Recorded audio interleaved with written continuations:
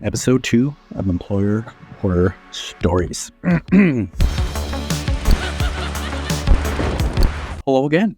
My name is Noah Warder, still head of people over at Guusto, still out there looking at the terrible examples of work and workplace situations. Today we're talking about toxic leadership. We've all had bad bosses, we've all had bad managers, but there was an example recently in the news that kind of puts them all to shame, and I think you know who I'm talking about. Without further ado, let's jump into things. Our first employee horror story is anyone who's employed by Tim Gurner, CEO of the Gurner Group. He's the guy responsible for the "millennials are poor because of avocado toast" quote from a few years back. He's not done yet, folks. He recently spoke at the Australian Financial Review's Property Summit, and frankly, I'm not convinced he's not a Bond villain, or maybe related to Mr. Burns from The Simpsons. I think the problem that we've had is that people decided they didn't really want to work so much anymore through COVID. People chose not to work through COVID. It wasn't because of lockdowns and the new virus that was killing people en masse.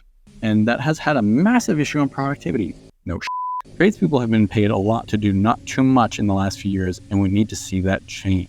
Maybe it's also the giant labor shortage caused by COVID and people seeing that their work wasn't respected. And people seeing that despite working 50, 60 hours a week, they weren't really getting ahead. And the only people who were CEOs like Tim Gurner. But old Timmy Boy wasn't done. We need to see pain in the economy. We need to see unemployment rise. Unemployment has to jump 40 to 50% in my view. So Tim Gurner wants to see more people lose their jobs, eventually lose their homes, lose their savings. You know, many of those people might even end up on the street as unhoused and become stuck in that cycle of poverty. This is something that this person is advocating for.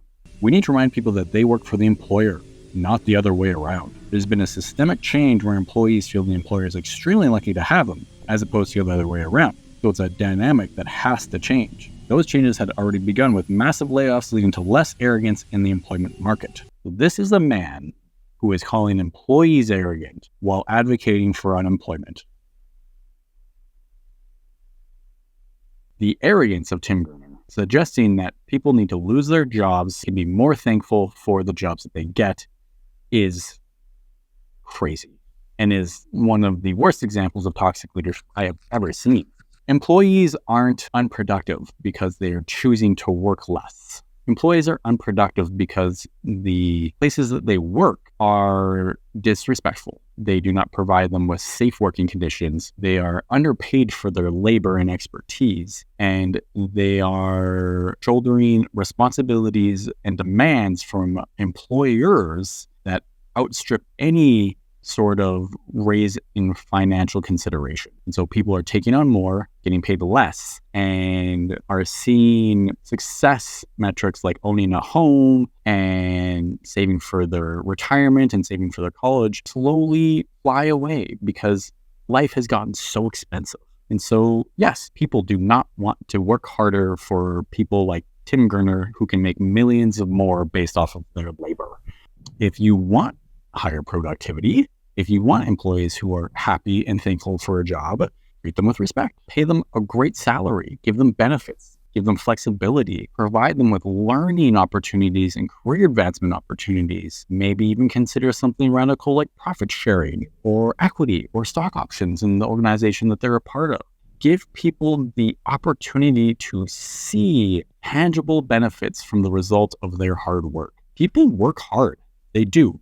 Study after study after study shows that people want to work and that they enjoy working, and that if they see the impact and the benefits of their hard work, they will work harder. People don't do that when they are paid a poor salary and they don't get anything in return and are told to suck it up and just be thankful for their job. Let's move on from Tim Gurner, shall we?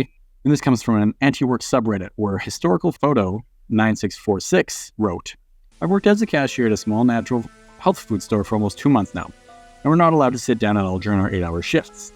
That's brutal. That's a long time to be standing in one place. Today I was leaning against the counter where I stand at the register.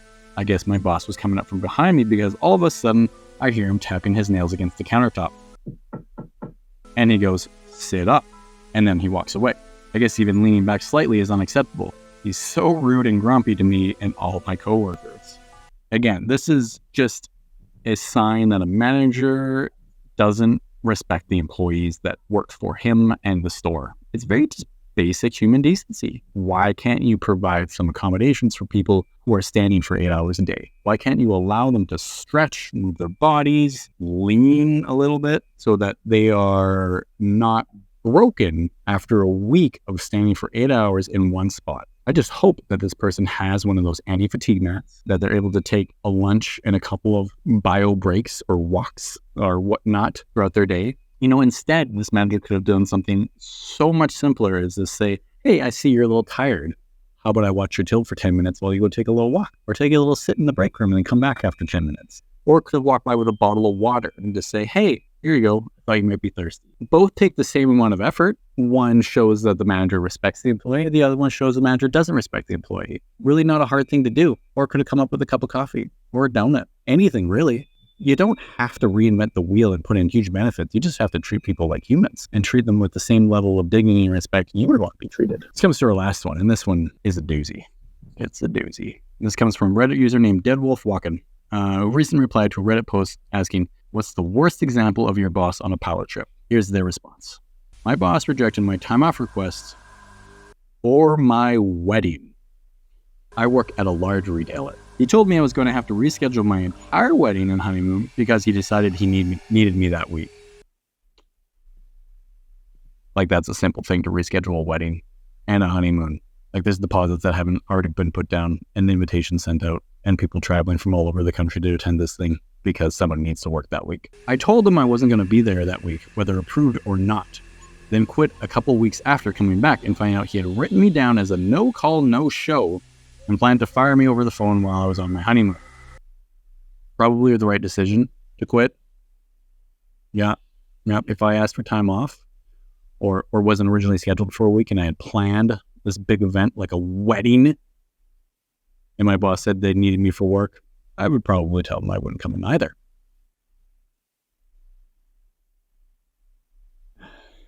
Here's my reading of the situation. This manager probably didn't do the scheduling they were supposed to do and realized they were short that week and thought they could bully an employee into rescheduling a major life event to come into work instead.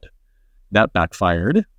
What they could have done instead is, try and negotiate with some of the other employees to come in that week and maybe said, hey, I really need coverage that week. I'm going to get so-and-so to cover that week, but can you cover some of their time this week instead so that, they're getting a bit of a break?